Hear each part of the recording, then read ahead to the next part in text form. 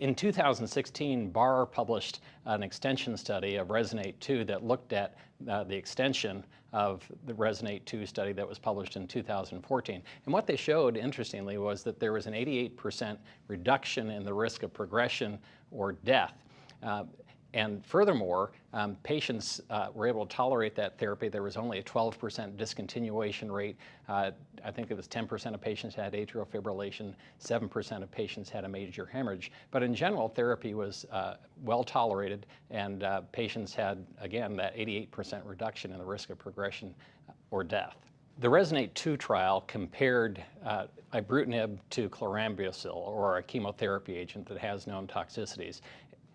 Tedeschi looked at patient-reported outcomes 3 years out after patients were initiated on therapy in RESONATE-2 and found that, in general, patients who were on ibrutinib had better patient-reported outcomes and better quality of life, both related to their treatment as well as overall.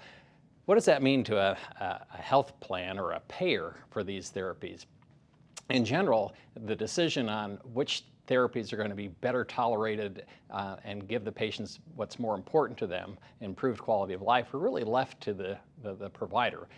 Typically, we don't make treatment decisions based on patient-reported outcomes because it's hard to compare one trial to another. And in this trial in particular, chlorambucil, which was the comparator group and was chosen at the time that ibrutinib was first being studied, is no longer considered a standard of care. So while it's important that patient-reported outcomes are improved compared to chlorambucil, it really is not germane anymore because chlorambucil is not considered the standard of care. If, for example, there were a head-to-head study of ibrutinib compared to venetoclax, and one had better patient-reported outcomes compared to another, again, that would be a treatment decision left to the patient and provider, not the health plan.